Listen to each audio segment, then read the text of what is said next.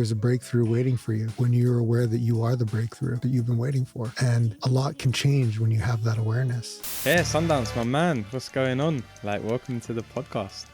Alex, I'm pumped up to be here, man. This is a good feeling. It's been a while since I seen you.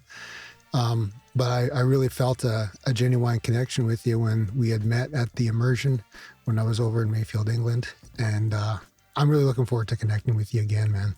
Yeah, likewise. I think we had a really good chat before the immersion, didn't we? I think a week or so before, because you'd actually joined the immersion quite late, hadn't you? And then obviously while we were there, we had a week to kind of get to know each other a lot better. And we went on a couple of drives into the town and stuff to get food, and we had some really, really good, fun conversations. And I was actually listening to, I think I messaged you recently, I was listening to something the other day, and there was a guy on this podcast, I can't remember what it was now, but he just reminded me of you so much, of his energy and his aura. And I was like, do you know what? I want to catch up with Sundance. And then I was like, oh, do you know what? I want to get Sundance on the podcast, because we'll have a sick chat. And here we are, living the dream. Yeah, man, I'm really glad that you spoke to that. I feel the exact same way. And I don't know, for me, these conversations are it's kind of like picking up a hitchhiker. In Canada, you don't really pick up hitchhikers too much anymore, but they're still out there. You just don't ever know what you're going to get. You don't ever know where the conversation's going to go. But I know that you have conversations with people from around the world about mental health. And so for me, that's definitely an area of interest, because I certainly didn't start out here.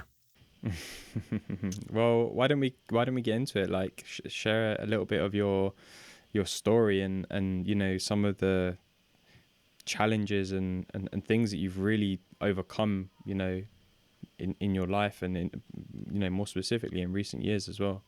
Mm-hmm. Well, my name's Sundance Robson. I was born, my father was a residential school survivor. And for people that aren't aware of what a residential school survivor is, or a child that went to residential school, is the Canadian government, along with a few churches, set up a boarding school system where the Indigenous children were forcibly removed from their homes, and an education was forced on them. And they were taken from the fabric of their community and put in these schools. And the schools were very inhospitable places, to put it lightly. They became places of abuse. And my father went through many abuses, albeit mental, emotional, physical, sexual. And that happened in the very infancy of his childhood, and then grew up in residential schools until eventually he ran away. And he never really learned the life skills about relationships. And that's really, one of the things that I've really become aware of over the last couple of years of my life. I'm 42 now. And relationships were, for me, very horrifying, to put it lightly. I really would run from anything that would come up in relationships because of what my dad put us through as a family. And I never really understood that relationships are like a healing journey in themselves. There's a certain level of commitment that comes to being involved in a relationship. Even us doing this, there's an aspect of relationship that's involved, and we've sat down and we've spent time together, and we met through my coach, Ankush Jain, and at an immersion. And that was a place where we bared our souls, but for me, that's been a very long road to get to that point. And it doesn't it doesn't have to be long. It doesn't have to take a long time to get there. I think that's something that's become, you know, obvious to me over the years. It takes as long as it's going to take for me to surrender. That's how long it's going to take. And in the case of my father and growing up, you know, he ended up in the streets of Vancouver, and along came my mom, sort of oblivious to his reality, and they got pregnant. And the situation in Vancouver just was not a healthy situation at all. And my mom made the call to move back to Regina, where her family was rooted. And so they came back shortly after I was born, about 6 months after that, and started their life. You know, if you don't do the work and you just take away the drugs and the alcohol, it's only a matter of time before the symptoms of addiction, the symptoms of what you may call trauma, that unhealed part of ourselves, or the part that you haven't identified as perfect inside of you, starts showing up. And it shows up sometimes incrementally, and other times like a bloody mess.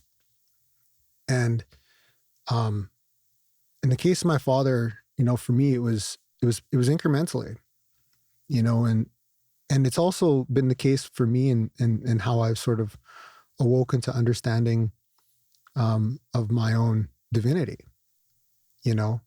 And if people are aware of the three principles, there's the part of that as I've sort of awoken to the principles, or as I've woken to spirit and myself and my own understanding. It was the same way that my father slowly, the violence and the mess started to kind of trickle in. The very first part of my childhood was actually pretty fantastic, up until the point that I was 7.5, 8 years old, had a huge tree in the backyard. The sandbox was like the size of the backyard, man. It was a huge sandbox. All the kids would come over and play. And I just loved climbing that tree in the backyard. And I remember one day when I was walking home, it was from grade 1. And I remember standing between the school and my backyard. There was a path between the school and my backyard. I remember looking up at the sun, and I remember looking up at the tree, and I remember just sort of like scanning my eyes across the whole neighborhood. And I remember thinking in a moment, what is all this? It seemed like it seemed like there was like, I had a moment there as a child where it was like, I actually inquired into the nature of my reality, you know, and I wouldn't remember that moment till many, many years later, when I was sitting in a treatment center. And so what ended up happening shortly after that was my father and my mom ended up getting a divorce. And one day my mom came home and my dad wouldn't let her into the house. And he said that he's got the kids and that she can take a hike and try to figure it out. Now I didn't remember any of this stuff.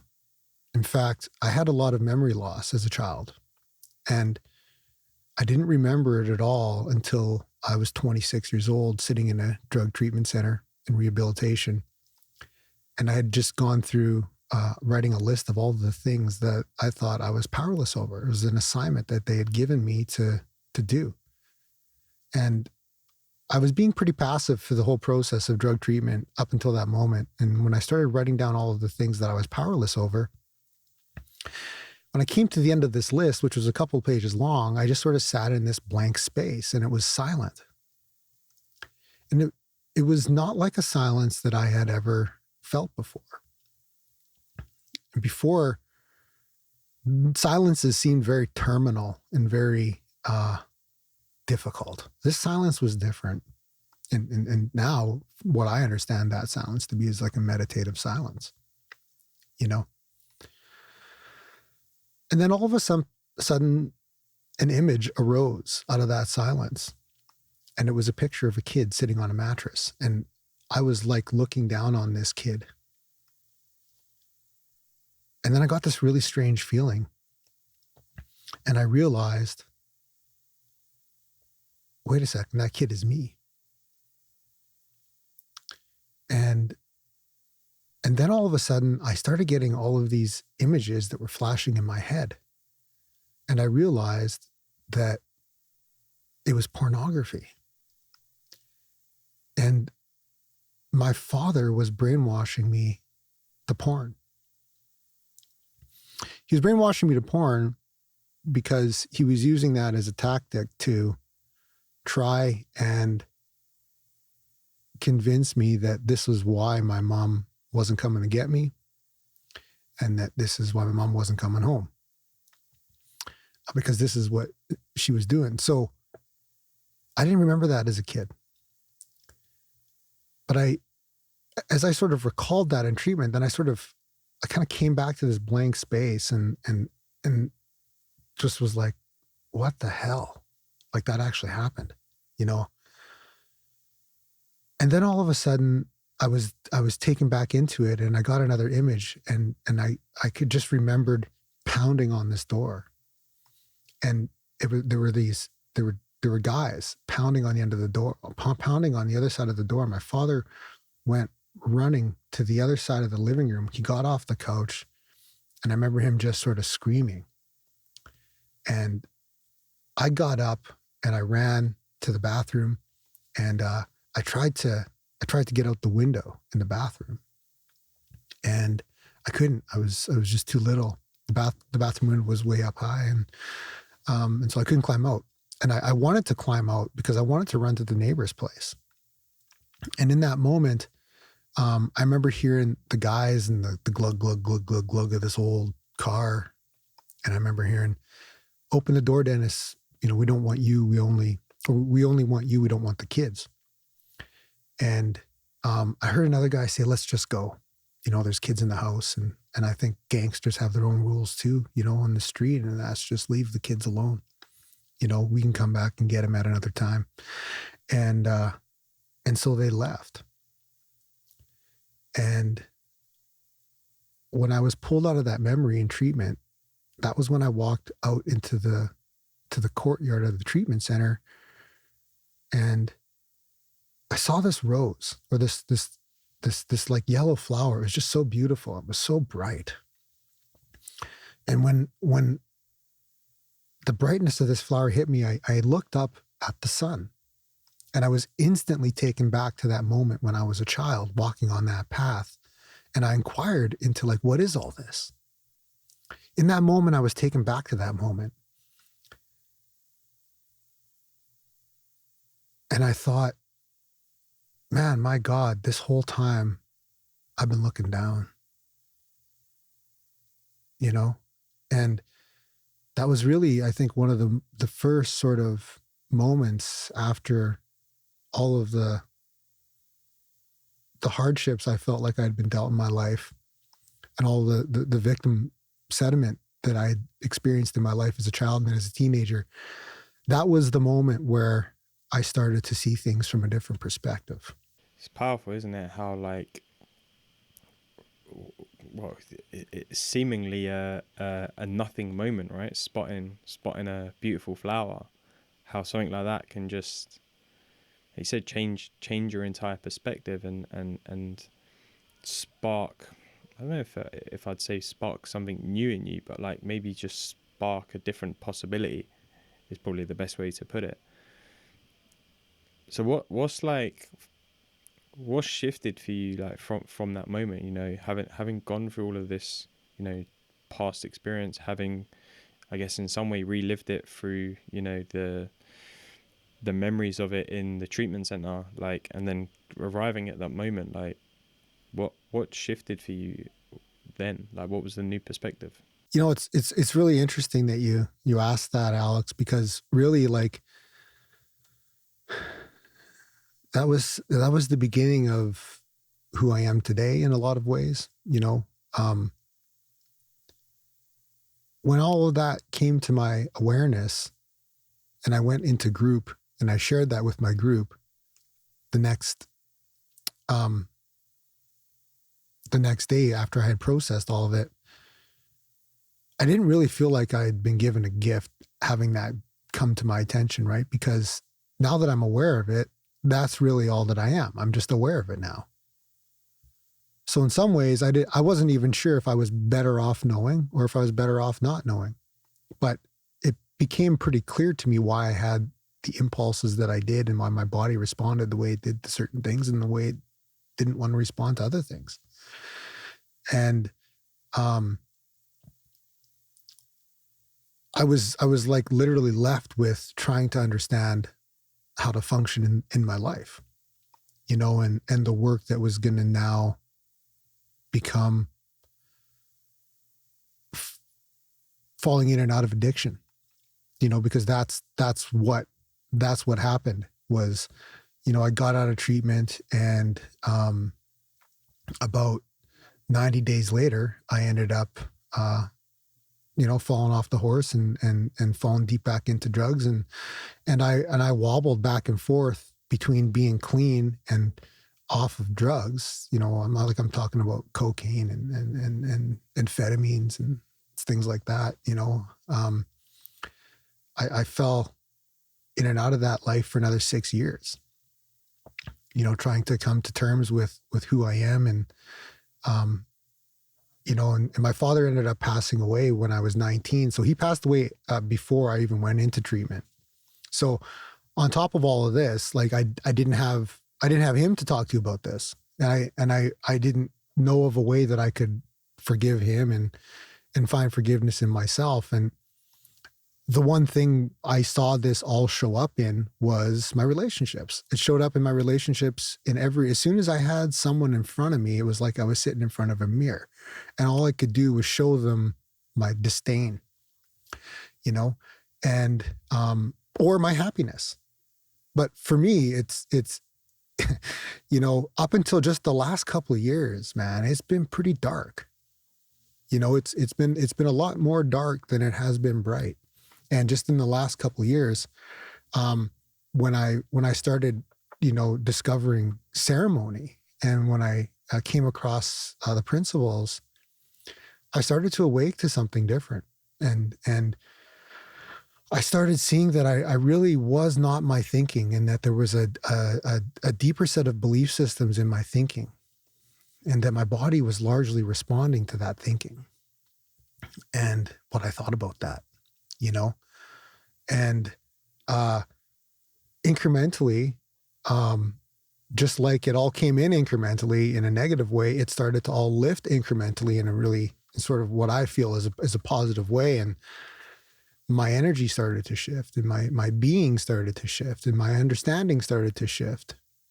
And really at the forefront of that shift was the desire to shift. Can you say that again? I think that's what was at I can't remember what I said, but what I think I said was what was at the very beginning of that shift, or what was in the foresight of that shift was the desire for shift, you know, because I heard that if I had the desire, that would actually be enough. The desire would be enough for me to experience a change in my life. And I had just enough desire to do that. Or I had just enough surrender to do that. You know, I had just enough surrender to sit down in front of a drug counselor. Or I had just enough surrender to sit down with my coach, Ann Cush, and say, I'm going to come to this men's immersion and see what it's all about. I had just enough surrender to get there. And when I got there, I left it up to other people. You know, I got to surrender to their process, you know, and I think that to me has been a path. The path has been surrender, you know, and ultimately what path I thought was a very long thing that would never end became something that happens like instantly, man. You know, it happens as quickly as I want to surrender. Mm, yeah, I think the surrendering piece is it's so powerful because it's like it comes with a with acceptance, right? And it's like what I love about the kind of work that we do, or the world that we operate in, the understanding of the three principles, or inside out, whatever you want to call it. it's it's it's a subtractive process. It's not so much an additive. I don't know if that's the right word, but it's not an additive process where it's like do this, do this, do this, do, and it's like it makes that road to, whether you want to call it recovery or healing or, whatever, creation, like it makes it feel like it's an ongoing process. Like you said, like there's all of this stuff that needs to get done and done and done, and it can weigh heavy.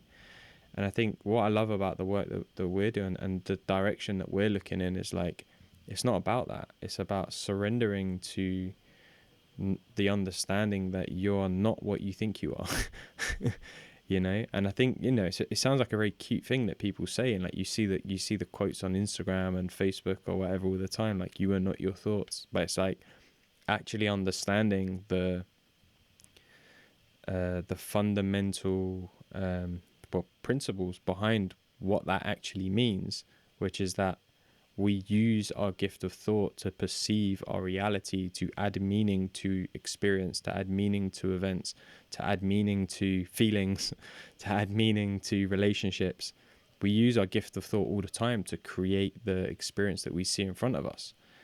And when you surrender to the fact that that's what we're doing all the time, you really understand, like, well, if it's just my thought that's making me feel this, or my thought that's creating this experience for me, then who am I really behind the thought? And that's where it gets interesting, because that's when you start to lean into, like you mentioned the word before, like a divinity or spirit, or but there's hundreds of terms for it, right? Energy, God, universe, whatever. But it's like we start to see, like, actually that's at our center. That's the essence of our core, and everything else comes out of that via the gift of thought, which allows us to perceive any experience. And I don't know, I think it's powerful. And it's like you said, that a lot changed for you. You said quite quickly in the space of a couple of years.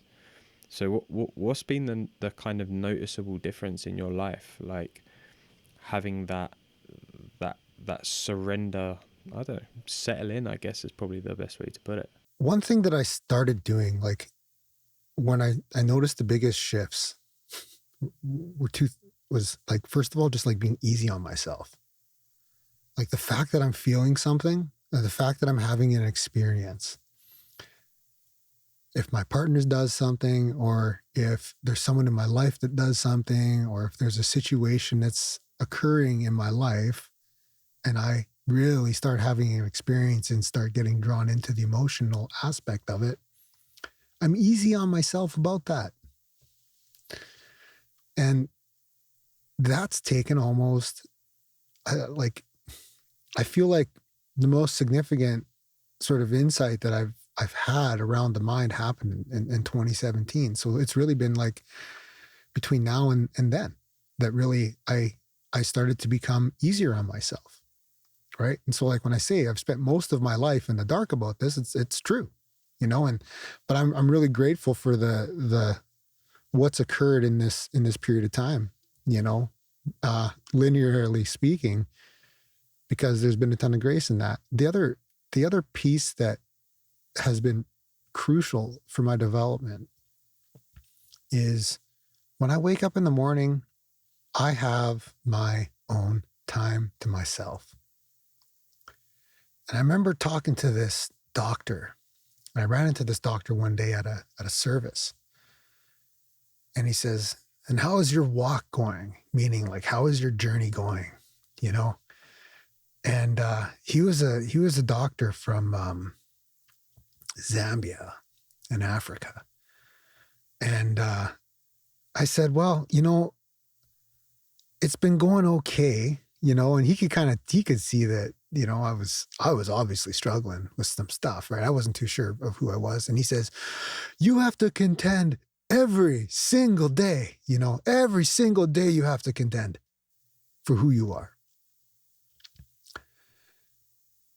And I really heard him say that. And at the same time, I didn't do it. Now I take that seriously. I wake up in the morning and I write about who I am and who I want to be and how I want to show up. I got this book. It's just a notebook. I thought it was going to be like a really special. I was getting ready to lean in and have a yeah. But all it is, you know, it's just my stuff, man. I take this book with me everywhere I go. I take it in the van with me. I take it to ceremonies with me. It's in the booth with me. You know, you just mentioned when you were sharing about personality, man. It seems like my personality is pretty malleable depending on what situation I'm in. You know, personality in a human being doesn't really seem fixed, because 20 years ago when I was in bands, I wanted to be a rock star and I wanted to smoke and I wanted to drink and I wanted to do all that shit. You know, I have no interest in that today. Those are not my pursuits. You know, my pursuits are forming healthy relationships and understanding that I am creation and that I create, you know, and what I'm thinking now and what you're thinking now is what we are creating, you know? And for me, like that, if I ever was to have a fixed address, that's what it would be. It would be that it's always sort of in transit in some ways, you know?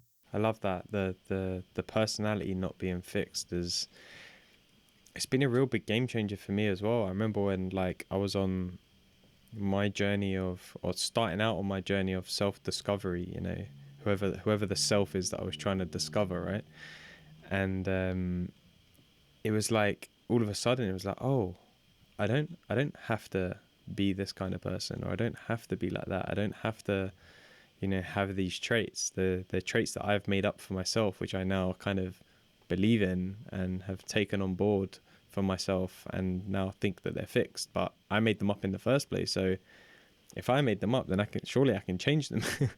And it was like a real wake up moment of like, wow, like you said, personality is a lot more, you know, pliable than what it seems.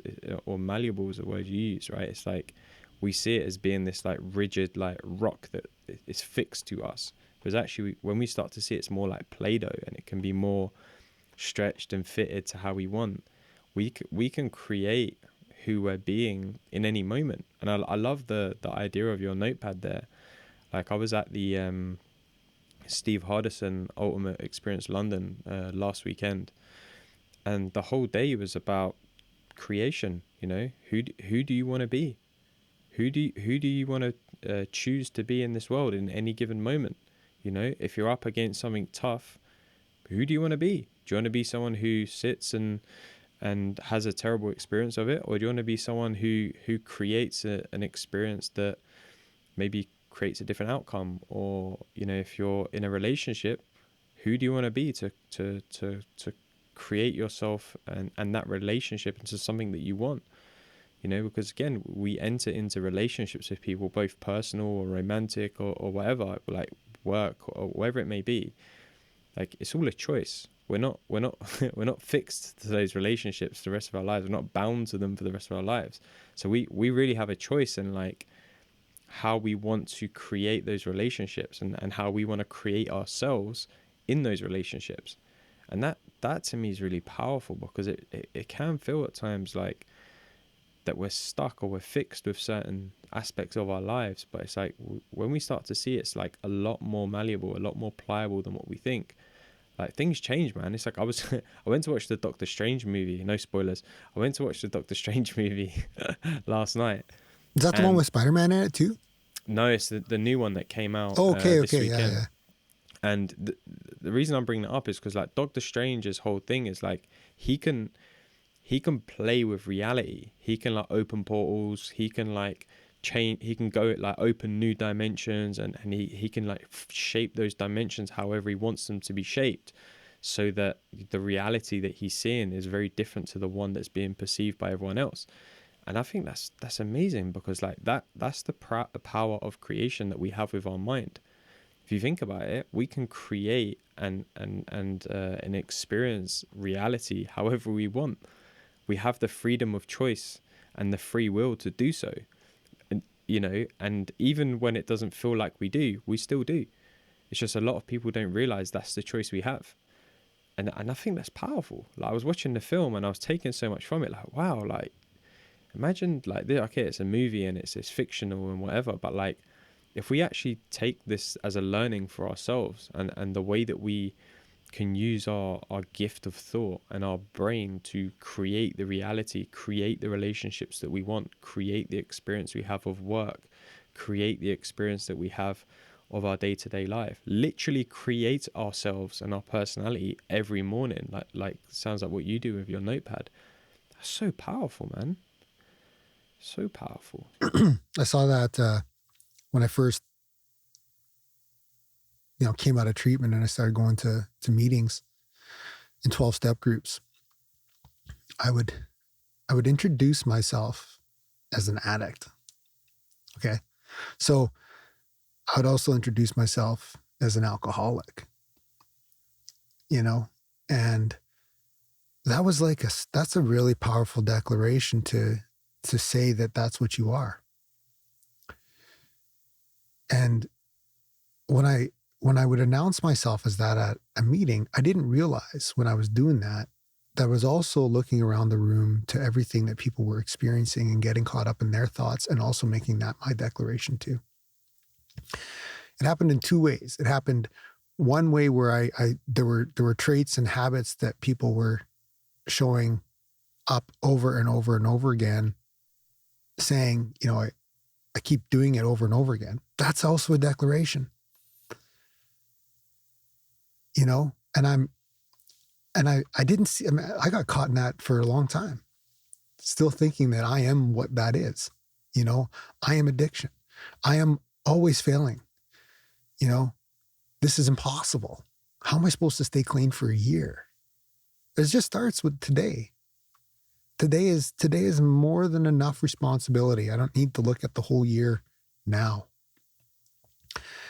And over time, my declaration to who I am being changed. It shifted because I saw that now when I go to a meeting, and I still go to meetings from time to time, when I say I'm an addict, there's not that, I'm saying that in respect for the program. There's a lot of things that I've been given through that reality, is that I'm awareness, right? I'm willingness. I'm willing, like that's, if anybody listening to this took something that they had in their life and just applied I am willingness to it, I wonder if there would be, or if you would experience a shift. Or I am surrendering. I am surrendering. Even just that declaration and that statement, I can feel a shift. Not everybody can feel that, but I sense it, in my own declaration to who I am being in a moment, And so when I run into conflict in my life that I perceive as conflict, or that I perceive as something that's like, I don't like the way this feels, I focus in on, I'm aware of that. I am aware of that. And I surrender to that. I am surrender, and just as quickly as I declare that, it can be also very fleeting. It can also run away very quickly, it feels like, but I'm still connected. I'm as connected as I want to be. Again, that is my declaration, and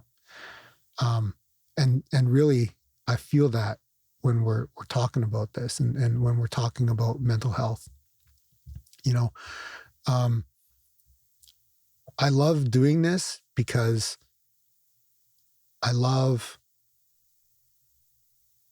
the idea that there's somebody listening to this right now that hasn't ever heard anything like this before.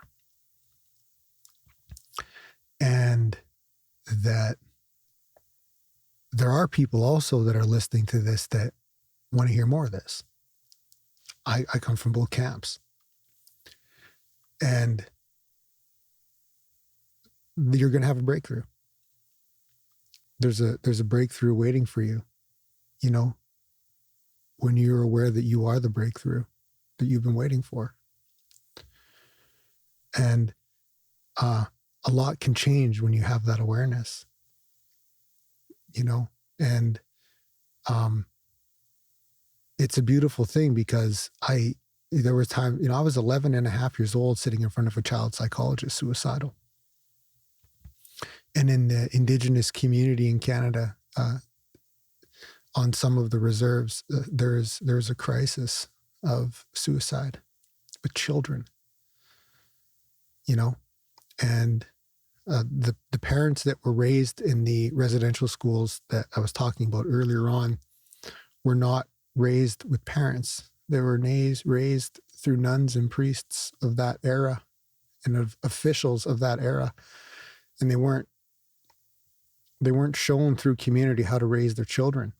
And so when it was time for them to raise the children that they had as residential school survivors, the ones that made it out, the life skills weren't intact. And so then we have the passing on of that trauma and that frustration and that unseen part of you. And I was the first generation of kids, to the best of my knowledge, that did not have to go to residential school, that were not taken from their homes and their families for 10 to 11 months of the year and subject to that treatment. But I was raised by somebody that was, and so that became my process and the way that I would come to understand life for the first part. And now I also understand that there's a lot of labels that I can, and diagnoses that I can come across. If I want to seek out a diagnosis, I'm sure I could find one right after this podcast, you know, with anyone. I know that there's, within all those labels of I am an addict, I'm an alcoholic, I'm an intergenerational trauma survivor, that I am also a divine being of creation, and that I create what I am. And I only give myself the label that I choose to give myself. And whatever anybody wants to label me is a label that they're giving themselves. So I love that. I think it's so powerful because you said it makes us see that everything can be so much more pliable than what we think. Like that, you know, what you said there about going into, you know, meetings and being like, I'm an addict, I'm an alcoholic. It's like just reaffirming that declaration of who you are to yourself, and then believing it, and then, you know, seeing yourself in the other people, and then believing it further and creating that further. Whereas like when you take a moment to step outside of that and go, actually, what do I want to create myself as? And, you know, for me, it was like, I'm depressed. I have anxiety. Like, I lived my life through those labels in a way for such a long period of time, a ridiculously long period of time. Like, I think I've worked it out to be like 8 or 9 years of my life in my teens and 20s, which is supposed to be like, you know, the best time of your life, you know, your youth and your I was miserable because I was living in some way through these labels, and it's very debilitating. Is that the word I'm looking for?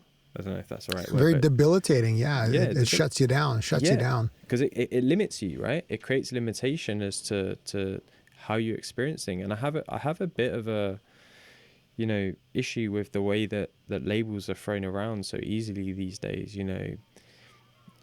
be it anxiety or ADHD or, addict or, whatever it is. There's a lot of them that are thrown around quite willy-nilly, and then people start to pigeonhole themselves into what that means, and creating that meaning for themselves, and they start to live their life within those narrow lines in a way. It's like, actually, if we can step outside of that, like, we can create ourselves into anything. Like you said, I could probably go to speak to some expert somewhere, and they probably give me a label of I don't know, ADHD or something, and it's like, but yeah, I might have traits, and that might be how my brain works. It might be the modality in which my physical brain operates. Does that mean that has to be my lived experience all the time? I don't know, probably not, man. Like, because we can create it however we want. Like, both of us wouldn't be sat here having this conversation right now if that wasn't true. you know I'm not a physician, and I'm not a doctor, but I have had an experience as being a kid and an adult that has been diagnosed, as having ADHD and as having dyslexia. And, my question is, where's dyslexia and ADD right now? Where is it in this conversation exactly? And as a kid, being diagnosed with ADD or ADHD and dyslexia, we make a decision to live into that diagnosis. I know I did.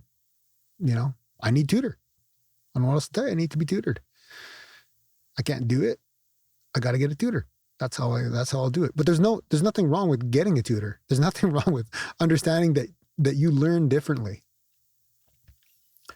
It's just since I've left my job and gone into my professional practice as a coach and a ceremonial facilitator, I've been yet to understand where exactly ADD and dyslexia is gone, because it doesn't seem very present, and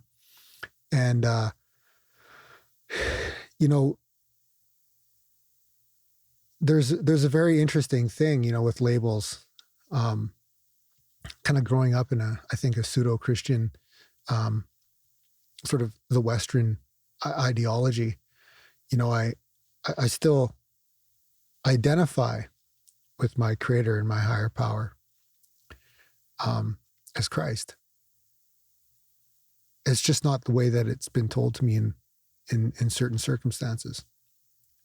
And I grew up knowing that as one way through an institution in a church, and that it had to be that way. And if it wasn't that way, I'm damned in certain ways. And I remember the very first time that I went to a ceremonial sweat lodge with my culture, and I remember sitting in the sweat lodge and going in, and it's like going into an igloo with a bunch of like hides and skins thrown over top of it. And there's these branches that make this dome, and so they cover it up. And then there's a tent flap, and all the guys pile into the sweat lodge. And when they close the flap on behind you, it's pitch black and you can't see anything. And they bring these hot rocks in on a pitchfork.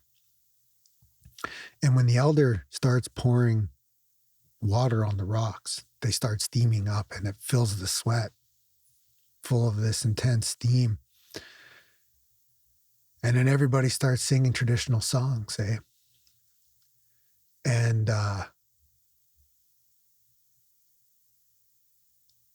you're just taken right back into this timeless period of the ancient. And even if you don't understand it, you can feel the understanding. And you know that you're in a sacred space. And I remember hearing the elders start to pray. And he says, the grandfathers have something that they want to say. And I remember thinking, I wasn't looking because it was pitch black, but I remember thinking in my head, man, this guy's talking to God. This guy's talking to a spirit. This guy's talking to a higher power. This guy's talking to the infinite. This guy's talking to source. The same way that guy was in a pulpit. The same way that guy was at the front of a church.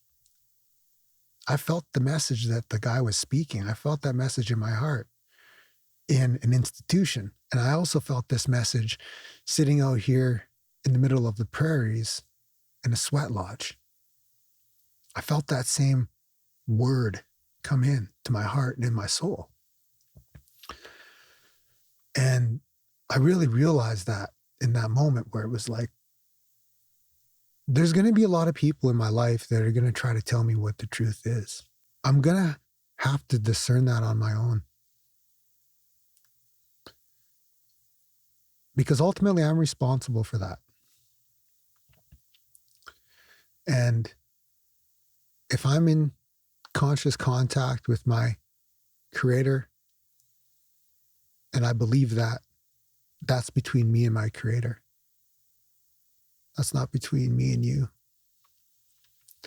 And so that's where I think the intimacy of the divine and the intimacy, because my being and who I am at the depth of my soul is there too. I'm bullshitting myself if I think that it's something else, you know? And for me, it has been what felt like a long walk and a crawl at times to come to this understanding of that, from living in Canada and not having that. That's not what was broadcasted to me. What was broadcasted to me was something totally different.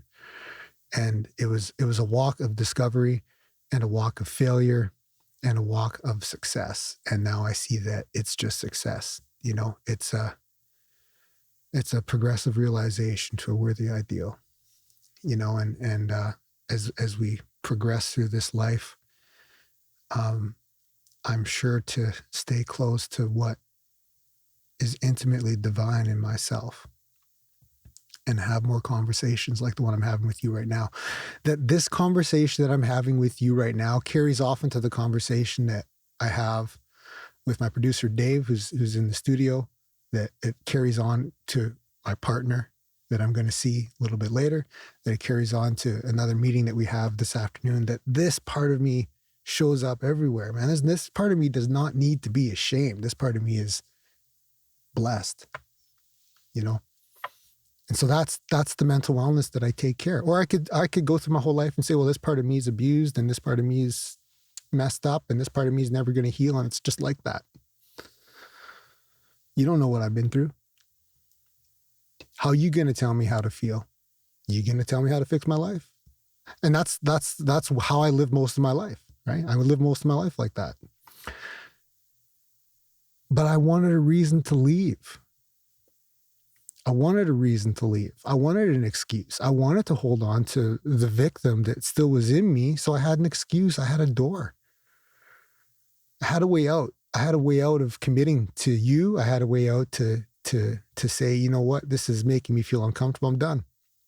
I can walk out now, you know, but I don't have to be a victim to do that. All I got to say is, I don't like how this goes, you know? And so, you know, this platform that you have here to be able to have conversations like this is an extremely powerful thing, Alex. Thank you, man. And it's important, you know, to me and I hope to a lot of the people who listen, because I think, you know, what we're really saying is that, you know, that divine part of yourself that you talk about is present in everyone. That is mental health. That is us seeing that we're mentally healthy. Everything else outside of that is a created experience, for want of a better word. And it's it's really powerful stuff, because when you see it like that, you realize like there isn't really anything to do to take care of it. You know, it's ever present. It's eternal. It's divine. It's innate within us. And our only job, in a way, is to connect to that part of ourselves. You know, to look inwards, as a lot of the, you know, spiritual teachers say across the years. Like, look inwards and find that place within yourself. That's really our only job. Because when we see it, even if it's just like a little glimpse of it, it's like we see, oh, actually, I am at peace. I am at peace. I am mentally healthy. I am mentally well. And I think it's really powerful, because it's such a game changer for a lot of people. And I'm really like interested into like how, you know, the kind of understanding of that kind of merges with your reconnection, in a way, to the indigenous cultures. Because I know, like you said, you more recently, I don't know if you said it today or before, or when we spoke previously, but like, I know in more recent years you've been connecting further to, you know, the culture. You said going on, you know, holding your own ceremonial circles and things like that. So I'd love to hear a bit more about, like, you know, how those two worlds, in a way, even though they're probably the same thing, like a kind of merging for you. There was something that came into my mind the other day, and the word was walking ceremony. And I thought about myself, and just like we were talking earlier on, I am walking ceremony. And for me, you sort of nailed it, you know. I mean, it is one and the same thing. So when I'm walking in ceremony, I'm walking in community. I'm walking in relationship. I'm walking in spirit. And we did a ceremony on Saturday night in a small town called Fillmore, Saskatchewan. And it was absolutely incredible. And you know, I play the gongs. I use song, drums, and conversation like this, and inquiry with people in the setting. And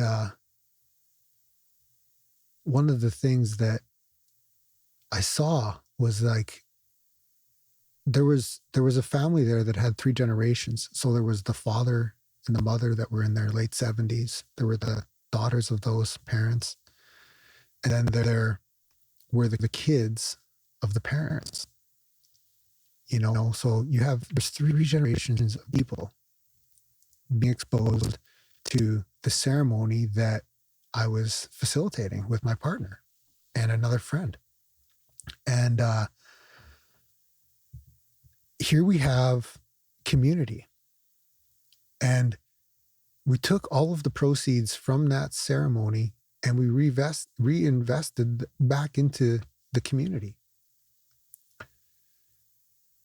So the community can get sacred instruments for themselves, and that they can carry on doing different elements of ceremony themselves. And I really, for me, like that is where my desire and my faith are in creating things now. You know, it's taken quite a shift from where I was in 2016. You know, like when I look at the element of ceremony, and when I look at the element of traditional values, and being a coach that brings traditional values into his practice, I look at community and relationships, and I look at the service in that. I look at what people have as goals, and I look at where they're standing now, and the distance between their goal and where they are now is filled with service. And that's what my traditional values have taught me is each community would serve on another community, and that this act of service was just always something that was ongoing. You got two people that get together that serve on each other. You don't see taking.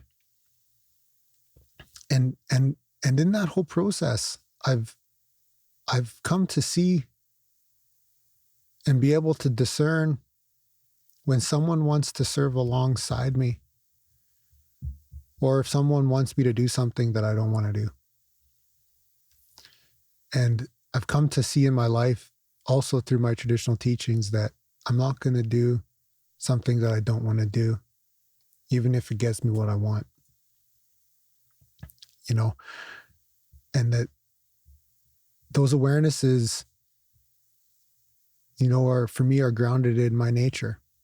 And that to me is what a traditional teaching is, you know, and that to me in my traditional, because there's all forms of different types of initiations in my tradition. But now in this part of my life, you know, my name is Justin James Sundance Robson, and the first part of my life I was called Justin because my father and my mother knew that I would walk the white path and the red path, because my mom is German, Slavic, and my father is a full-blooded Ojibwe Indian. And they said, well, let's give him a white name and let's give him a red name. First part of his life, he'll probably walk the white path. The next part of his life, he'll probably walk the red path. I wondered why he gave me the name Sundance. It's the most sacred dance it's the most sacred dance of all in my tradition, in my culture. And that's the name he gave me. And, you know, I like to think it's because he knew that I would have to find my way home without him in some ways, you know, and I have, but I know he's there. And so now I walk with the name Sundance, and I also carry in my heart that I'm walking ceremony too, you know? And this is that part of my life now in my tradition and in my culture where I start focusing on some of these teachings and some of the lessons that life has taught me. And I take these experiences in my life and I use these experiences as a teaching for people so they can embody their own teachings and they can take these teachings to other people. It's amazing, man. I love that. I wrote it down, the I am walking ceremony, because I think again, it comes to as a powerful reminder that, like, you know, I'm walking ceremony, I'm walking creation, I'm walking, you know, spirit, whatever you want to call it. And there was something I wrote down actually during the Steve Hardison event last week, and I can't remember exactly what was said at the time, but what I took from it was like, it's like a dance, and we're the choreographer of that dance for ourselves. We get to choose how we choreograph the dance that we dance, the dance of life. And that's so powerful, because it's like, you know, that I'm walking ceremony is I'm walking dance, you know, and I get to choose how I choreograph that all the time. And it's like, again, it's a constant bringing back reconnection to the, well, you know, the meaning behind those words, because it's not just the words, right? It's the meaning that's behind the words, which is what we're really talking about. It's bringing back to that divinity within all of us. And I'd love to know, like, you were talking about some of the kind of traditional values that you teach and that you live by now. Like, I'd love to hear what some of those traditional values are. If they're, I don't know if they're specific or if it's just One of the traditional values that I think for me is I could spend a lot of time on is honesty, because the first part of my life was spent hiding everything, and this part of my life is calling me to honesty. And that's been recovery for me in my life. That's been what becomes my integrity in relationships. And, you know, when you live a life that you're brought up in being shameful for who you are, it can be very easy to be dishonest about who you are, you know? And for me, I was always ashamed of who I was as a young kid, because, you know, like the very first time when I walked into kindergarten, I saw my name Sundance written on my little kindergarten box. And the teacher said, the name Sundance is going to be too hard for him to spell, so we should call him Justin. Right. And my dad was actually right. But there was already an identity crisis. And one of, you know, it's a question that they ask. They teach that in Indigenous social studies to social workers in university and in college. You know, have you known an Indigenous person that's been ashamed or had an identity crisis? Right. And for me, I definitely had an identity crisis, right? Because who I was being created to be was someone that was ashamed of my name. But that meant the opposite for me then. That meant that what I had to do was hide who I was and be dishonest about who I was. So the path of relationship and honesty was something that I learned, because in a relationship, I would just show up and try to hide who I was. But just like anything else, that was impossible. Women are very intuitive creatures, you know, and my partner, Karen, is a very intuitive creature. And I have done so much work with her, and she has been such an amazing support in my life, because I've been able to walk honestly with who I am. And everyone along the way has taught me a little bit about that. You know, my relationships have always been pretty short. You know, I think they've mostly run about 8 months, and there's been a lot of them. And with my partner Karen, it's just different. You know, we've been together for a couple of years now, and she has been patience.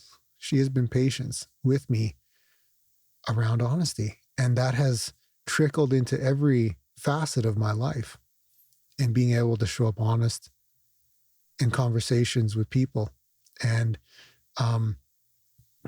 because again, man, my first instinct is to run, you know, and so for me, man, honesty is one of the core values, or one of the core teachings of my tradition. And it's something that I hold true to my heart. And I know that it's a work that I will continue to work on for the rest of my life. Yeah, I think that the honesty thing is so important. I think, you know, one of the values that I try to live my life by is like to be my word. Like that's honesty. It's like, you know, if I say that I'm going to do something, or that I'm going to be somewhere, or that I commit to something for myself, it's like, be my word and do that thing that you've said you're going to do, because there's a level of honesty that comes with that. And I think it raises your sense of integrity in a way, you know. And I think that, like with what you're saying, being honest and authentic to who you are, regardless of the situation, regardless of who you're with, regardless of anything like that, it's really important, because otherwise we do suffer from that identity crisis. And again, I could look at my own life. Like when I was very, depressed in my life, it was because there was probably an identity crisis of sorts, right? I was trying to be someone that I thought I had to be to please other people, and I wasn't being authentic to myself, and therefore there was conflict within me because I was wanting something different other than what I truly maybe believed I was deep down or whatever. And it creates conflict. And I think it's the authenticity slash honesty is probably the greatest value that anyone can have in their life. Being authentic to you, being honest to who about and to who you are, and being honest with your word, and like really meaning your word. Like, I think, if most of the world was like that, we'd probably live in a more pleasant a more pleasant world in some ways. I spent a lot of time with this thing called honesty, and I've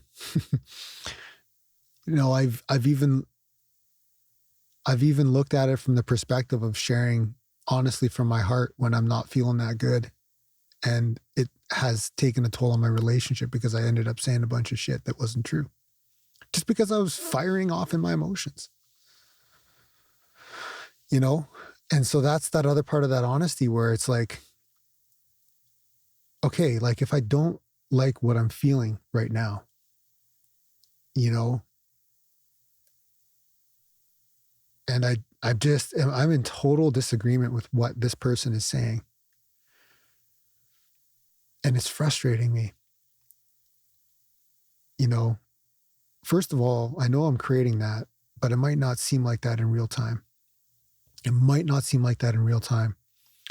So I've been able to give myself space in those moments, right? I've been able to forgive myself in those moments. That's sort of what's happened when and this is why for me, there's so many, when I peer into the looking glass of honesty, it has these depths to it of where it's like, okay, yeah, like I'm honestly not enjoying this, but all of the thinking that I have going around not enjoying this and all of the conclusions that my mind is now creating, I don't need to share with this person.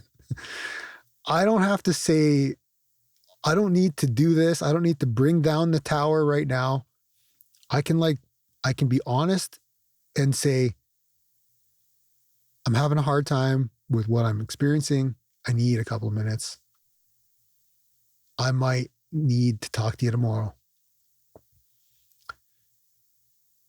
And I need you to respect that. That's what I need from you. And I can show up in that honesty too.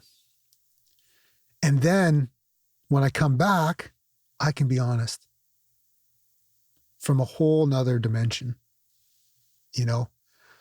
I can be honesty from a place of patience and understanding. And then I can really create something good from my own misunderstandings. Anytime I've ever been resented, every time I've ever felt resentment towards someone, I've always played a part in that. And that's, I've felt how that has affected my mental health. I've heard an old statement, a quote that has stuck to me over the years. I think it was actually by a British Prime Minister that said, they were arguing in the House of Commons, and this guy said, if I was your husband, I would put poison in your tea. And she said, if you were my husband, I would drink the tea. And a resentment is like putting poison in the tea and drinking it yourself, and waiting for the other person to die, because it's a very impossible situation. And that's why for me, forgiveness is such an important thing. And forgiveness is also a very funny thing, because there's been moments in my life where I felt very resentful towards people, in my earlier part of life. And I remember, particularly this relationship that I was in, and we didn't end on really good terms. And I remember seeing her a few years later at a wedding. And when I saw her, I was like really happy to see her. And I saw her for the mother that she was. I saw her for the person that she was becoming in business and in her career, and that she was someone that had come through great obstacles in her life to be who she is. And I remember just seeing her that way. And then I remember coming away from that whole situation and thinking, at what point did forgiveness happen? Because I just experienced forgiveness with her, but I don't ever really remember like trying to formalize it, and I also noticed that when it comes to letting go of things in our lives and certain surrenders. And we can surrender in a moment, and we can say that, yeah, I want to let go of this and I want to let go of that. This instant happened. I'd really like to let go of that. But there's really no guarantee that that's going to happen in that moment. And sometimes it's just something that we experience over a period of time. There's not necessarily any action that we can do it. It's just a way of being that occurs at a moment when we're not aware. Yeah, do you know, I was listening to a Sid Banks talk. I'm just trying to see if I've got it written down in front of me, and he was talking about forgiveness, and see if I can find it. I want to share it. So it's kind of what you're saying, right? It's like when you have that level of like hostility or resentment towards someone, it's like drinking the tea and with poison and expecting them to die. It's like you're the only one who suffers. And he says, here we go. He said, to forgive and forget are the same thing. If you forget, you've already forgiven. If you have animosity towards someone, you are the one who will suffer. You will carry around the feelings of hate, anger, and hostility. You walk around with those feelings, and you will see life through those feelings. You won't see life through clarity because you will be full of hostility. If you learn to forgive, it clears your mind. You will have nothing to bother you, and you will see life as it is. And this is where the feeling of love comes in, if you rid yourself of all of those horrible feelings. And I just like, I listened to that back, like I rewound it a couple times just to listen to that part again and again. And I wrote it down because I really wanted to sit with it, because I was like, it's so powerful what he's saying. It's like when we're carrying hostility or frustration or anger towards another person, it's only us that suffers internally. We have the conflict internally, and then we experience, that person or the world around us through that feeling of hostility, through that conflict that we have. Whereas if we learn to forgive and forget, all of those feelings fall away, and the only thing that we're left with is love. And it's so powerful, because from that place you can then, like you said, you can then share in a different way. You're not sharing through hostility or conflict or frustration or anger or hate. You're sharing from, love and peace and I guess an honesty with that, And to me that was like, yeah, just it's a really powerful insight from him. But yeah, I'm just looking at the time and seeing that we're we're coming up to wrapping up. So I just wondering, is there anything else that you'd like to share with the people who are listening, or anything else that's come to you during this conversation that you want to share as some final words? I just wanted to share what you shared with Sid Banks in relationship to my father and the healing process, because even if there's someone out there that they had resentments against that have passed on, and they're still carrying all of this unforgiveness, there was moments with my father that were good, really good. And you just read something from Sid Banks, and Sid Banks is long gone, man. He passed on a while ago. But what you shared with us that he wrote won't die. That's what lives. And the spirit of that is what lives. And the spirit of my father and those moments that were amazing with him, that part of him won't die. all that other shit does. And I'm okay with that. And for me, life isn't always supposed to be easy. It's supposed to be meaningful, you know? And so from this, I have meaning, man. And it's been a blessing to be on this podcast with you. It's been an honor. I'm looking forward to seeing you again in person in October. And if you want to get a hold of us, you can get a hold of us. You can get a hold of me right on Facebook or Instagram, Sundance Robson on both. Sundance Robson Facebook, Sundance Robson Instagram. And you will be able to find us on our website at sacredcompassjourney.com. That's being restructured here right now. So that's how you can get a hold of us or me. Awesome, man. Sundance, man, I really want to appreciate you for taking the time out and joining me today and for sharing such amazing insights, man. I think it's been really powerful to hear some of your experience and how you've really overcome certain things, and it's huge testament to you, man. Like there's I'm even sensing a shift in you since when we were hanging out in November. Like there's something different about you, and it really goes to show, you know, that's not through anything that you're doing specifically, but like it's the way that you're creating yourself now and how you're sharing that with the world, man. And I really want to acknowledge you and shine a light on that, because I think it's super powerful, and there's a big learning for everyone in that as well, man. So yeah, man, it's been a real honor today, and yeah, I just want to thank you again. Absolutely, brother. That sign says it all. Live in the moment. That's what we got. We got moment to moment, for sure.